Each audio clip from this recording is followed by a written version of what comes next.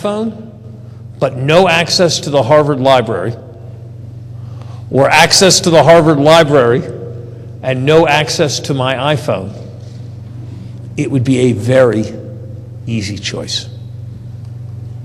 And third, the capacity that I have with my iPhone, with Facebook, with email, with the telephone, to access people all over the world, to find someone and be in touch with them, is greater than the capacity that the White House communication system had at the time when John Kennedy was president. 4 years from now, more than half of humanity will have a smartphone. Already, more people have access to mobile phones than have access to electricity on our planet. And this is the beginning, not the end, of a technological revolution. Take three developments that have been much in the news over the last 6 months or a year as evidence of where the world is going. Three-dimensional printing is now a reality. It's been the case for a long time that you type words in on your computer and whatever the words are, they print out. Now that's going to be true with respect to a three-dimensional design of any kind of product. That's happening for real. There are cars that drive themselves. Repeatedly, they have driven from Los Angeles to New York, going through green lights, stopping at red lights, accelerating through yellow lights without being touched by a human hand. Those cars work. This isn't science fiction.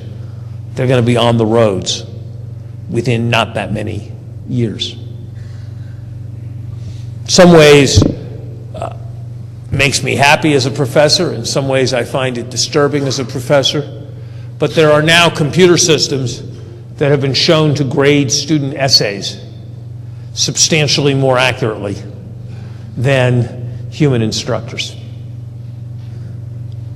With such a capacity for information technology and the mechanization of work, there is, if we make the systems and the economy work, vast potential for human betterment in the decades in the future. Along with the aftermath of the financial crisis, the revolutions in technology that are underway, there's a third aspect of the current global situation that, because it has happened a little bit more slowly, we tend to take for granted. And that is the revolution in growth potential across large parts of our planet. Economic historians have tried to measure standards of living in Pericles, Athens, and in London in 1800. As best they can tell, standards of living were about 50% higher in London in 1800 than they had been in Athens in 500 BC. So in 2,300 years, growth increased by a factor of 1.5. They called it the Industrial Revolution because it was the first time in all of human history when living standards rose rapidly enough that they were observably and clearly different at the end of a human lifespan than they had been before. At the most rapid period of U.S. economic growth around the turn of the 20th century, living standards rose at a rate where they were perhaps 5 times as high at the end of a human lifespan as they were at the beginning. Now think about the fact that if you grow at 6%, standards of living double in 12 years, and they increase by 100-fold in about 75 years. 100-fold in a human lifespan. That is unlike anything that humanity has ever seen before, and it is the potential for large parts of the world. Yes, we think of China when we think of this. Yes, we think of Asia. But do not forget that 7 of the 10 most rapidly growing countries in terms of per capita income over the last decade have been in Africa. And so the capacity for rapid economic growth, in part because of what has happened in technology, is probably greater than it ever has been before.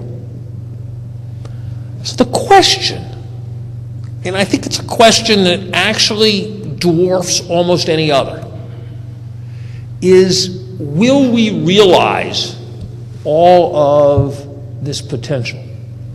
How much of it will be achieved?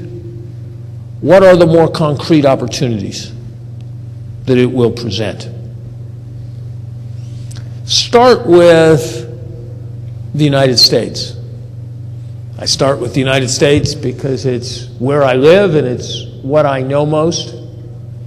I start with the United States because it seems to me there is a very clear lesson of economic history. And it's a lesson that was first elucidated by the great MIT professor Charles Kindleberger, but that has been confirmed going back through long periods of time. And it is that stable systems, stable international systems, typically have a leader, typically have a first actor with a great stake in the system, who is prepared to sacrifice to sustain the system. In the way that the United States did after the Second World War, and in the way that Britain was unable to and the United States was unwilling to in the catastrophic 1920s and 1930s. And so it is not just Americans, it is not just those who wish to sell to Americans, but it is almost everyone who has a stake in the basic health and functioning of the American economy. Where are we? The good news, we have been consistently growing for almost 4 years now. Employment has increased for 38 months. February, just a couple months ago, saw the most rapid job growth in the United States in the last 8 years after the last data revision. There are good reasons to think that the conjunctural situation will improve in the months ahead. The government has cut its budget more than would have been wise as a consequence of political struggle. Taxes were recently increased, probably prematurely, and those are taking something out of demand and slowing things. But we've now absorbed almost all of the fiscal contraction that we are going to have to absorb over the next several years. And so those blows, which have retarded economic growth for the last several years, are largely fading. On the other hand, there are a number of positive factors, the most important of which is the substantial turn in the nation's housing